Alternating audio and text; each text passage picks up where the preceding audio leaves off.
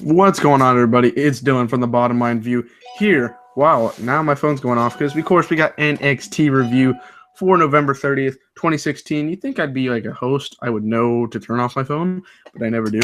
That's the unconventional style here at NXT Reviews.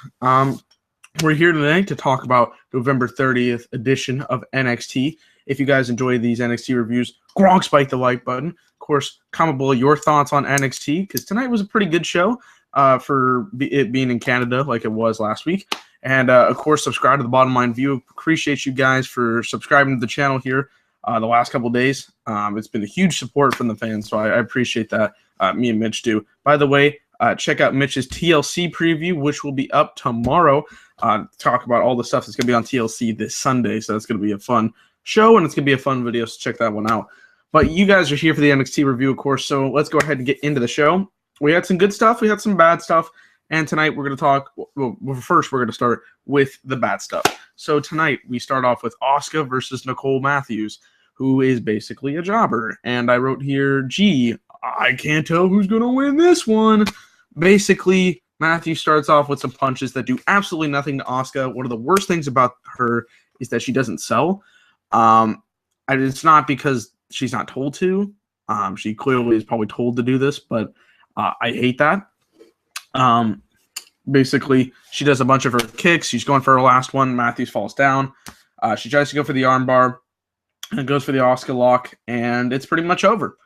It was a pretty short match, 2 or 3 minutes long. I hate this. I hate Asuka. I don't see the appeal in Asuka whatsoever. I just don't like her. And if you do, that's fine. You know, I don't discredit or hate you any more because of it, but I just don't see the appeal in Asuka. Just gonna be honest with you. I'll talk about her in a little bit more and why I don't like her in our next segment when we get to her. Next up, we have a recap of the Sanity attack on Rich Swann and No Way Jose. We said the No Way Jose fight and how Sanity attacked, No Way Jose and the Eric Young Jose fight that wasn't really a match last week is now a match this week. So they're giving us a recap for that later on tonight. Samoa Joe is backstage. He's getting asked about his match on Saturday for the rematch between him and Nakamura in Osaka, Japan. This is interesting. It's not going to be live, but it is going to be recorded because in one of the commercials, they're like, oh, we are going to film for some stuff in Japan. So that's cool. If Nakamura wins the title back, it's going to be questionable why they didn't have it live because then, you can't do what you did in the 80s and just wait for that stuff to air because internet's going to get out there pretty quickly. Twitter's going to be all on it. So we'll see Saturday night if he wins the title back, and then I guess we're going to get the match somewhere on NXT in the next couple weeks. If it's not a title change, that's fine. What I'm predicting is because there is an NXT takeover before the Royal Rumble this year, or I guess in 2017, in San Antonio. So I'm going to believe that they'll do some kind of screwy finish in this match so that we can have a big setup at the Royal Rumble NXT takeover and then have that big stipulation match that we were talking about on the last one, at the last takeover show with me and Mitch. And then Joe debuts at the Rumble. That's what I'm thinking. But yeah, Joe is talking about his match. He says, Regal wanted this rematch so quickly in advance. He doesn't want me as champion. He says nobody can compete with him. He's the best in the ring, and Nakamura certainly can't do that. And he won't win the title. And then Ty Dillinger comes up, and I was like, the perfect 10? What's going on with him? So Ty Dillinger's like, he wants a match with Joe tonight. He wants to prove himself. He wants to rebound from his NXT TakeOver Toronto loss against Bobby Roode. And Joe says, you're not on my level. I don't know any reason why you should be in the ring with me. And Dillinger's like, well, I can think of 10 reasons, but I only need to show you one. And he slaps Joe in the face and walks off. And Joe's like, pissed off. He's like, you are going to die. I thought it was great. Putting Dillinger in the main event. We're going to get a Joe Dillinger match. I was pretty hyped about this. So good stuff. We get No Way Jose versus Eric Young. This is a good little match. I enjoyed this match quite a bit. Basically, No Way Jose was getting the best of Eric Young to start off. He was doing good, but Alexander Wolf interfered in the match. Interfered meaning, distracted, and got No Way Jose off his gear. And EY hit him with a neck breaker on the ropes to start his offense. They were going on that for a while, and then EY started to get back into it. But No Way Jose was starting to get the punches. He hit a flying uppercut to Eric Young, but Nikki Cross distracts the referee from the pinfall, and that leads to Eric Young getting the wheelbarrow neckbreaker for the victory. I wish they would treat my man No Way Jose's better, but they got to put over this new tag team. I knew that was going to happen because it's freaking sanity. You got to put over that new hot group. I still think it's good. I think No Way Jose's still fine, in sense of character, but they need to give him some wins, baby. Because, he lost at Austin Aries. He won his first round match in the Dusty Rhodes, then he lost to Author's Pain, and then here. So, get him some more wins, baby. Build him up again. Basically, Sanity is about to leave, but Nikki Cross, who is like one of the crazier ones in the group, goes back in and hits a drop kick off the top rope, which was great. And then walks away. So you can see like she's the crazy one. So yeah, that's cool. I thought this was a good match and good stuff for EY. EY need to get a little bit more offense, but that's okay because there's No Way Jose. Oh, that rhymed. I'm a rapper, so.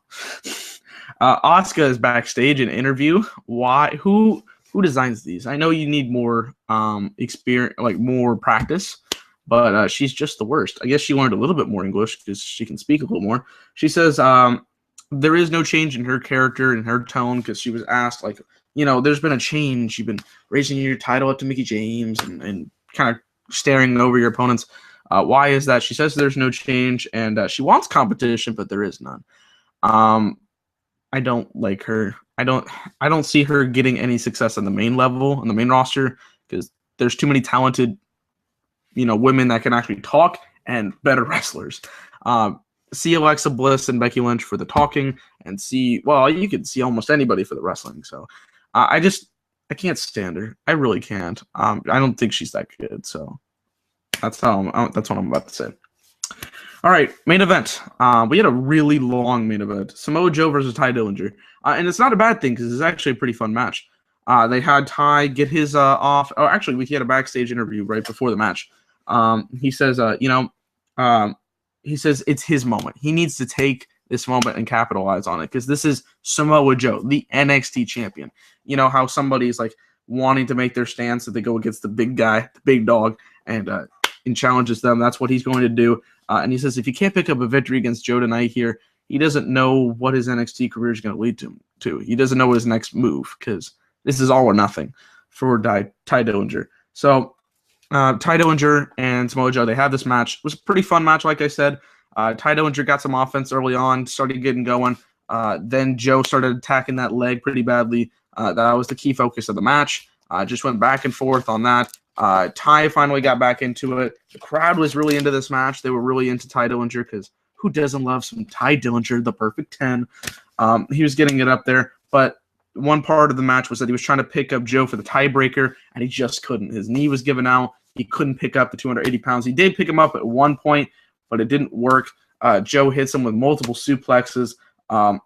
Then we get this little fast sequence where Ty goes for the roll-up. When we get to 2, he hits a super kick, gets a 2. He goes for pick up Joe. He finally gets him, but he gets thrown off. Joe hits a power slam and a power bomb. Then he goes into multiple different submissions. He goes into the Boston Crab, and then he's about to reach the ropes, which I love this. Then he goes into a crossface, and then he's about to get to the ropes. So then he puts in the coquina clutch, and he's telling Dillinger, like, just go to sleep. Like, just tap out. And Dillinger doesn't tap out. He does fall asleep. He passes out. So the coquina clutch wins by knockout, and Samoa Joe wins the match. What I was expecting was that Nakamura was going to distract Joe and Dillinger was going to get the sneaky victory so that Joe and Nakamura would have some kind of feud, or not some kind of feud. They already have a feud, but like some kind of tension, more tension going into their match on Saturday. I was a little disappointed that wasn't the case, and I'm a little sad that Dillinger lost the match. The good thing is that he didn't tap. He didn't quit. His body quit on him, so that's a good thing. I was like those kind of finishes because it kind of saves both faces. It's kind of interesting where they're going to go with Dillinger next. He waves his hand to the crowd. I don't think that means a main roster call-up. I don't know. That'd be awesome, but I don't think that's going to happen. Mike sent me a DM saying, we'll get the excitement if he was picked number 10 in the Royal Rumble. That'd be dope. I don't know if that's going to happen or what's going to happen with Ty Dillinger. The future's different on him. We'll see how that goes. But, yeah, Samoa Joe picks up a nice victory here and leading into their match at Osaka, Japan on Saturday. That's going to be a fun match for sure. I wish it was broadcasted live. Like, I wish they would do one of their specials. They did that July 4th last year, the Beast of the East, which only had one really good match on it, and that was Finn Balor and Kevin Owens. Like, the rest of the show was not that good, but that was a lot of fun. So, yeah, we'll see how that goes. Let's see how that broadcasts. But that's going to be doing it for the NXT review. Tonight's show was a good show. It had some good stuff. I'm going to give it a 7 out of 10. It gets a passing grade for the Samoa Joe, Ty Dillinger stuff that was going on, the Sandy Day, No Way Jose stuff. Asuka stuff I don't like, but I've never liked her, so that's not really going to change. But, yeah, there was some good stuff on the show. I would check out that Joe Dillinger match. I'm also going to check out 205 Live this week sometime when I get a chance. Midge just did a rant on the Cruiserweight division because my boy Swan won the Cruiserweight title, and he's not a big fan of Swan. He thinks he's a jobber. So check out Mitch's rant on that and his preview tomorrow. Of course, check out our wrestling content and our football content. Predictions for the NFL week is going to come out tomorrow. We're recording that tonight. We got a lot of stuff coming out, and we appreciate the subscribers and the fan base that's been coming here the last couple of weeks. We love that. If you guys have not done it already, subscribe to the Bottom Line View for the best sports and wrestling content. Of course, hit the like button if you enjoyed this review, and comment below your thoughts on this NXT show. It's Dylan for the Bottom Line View. Peace.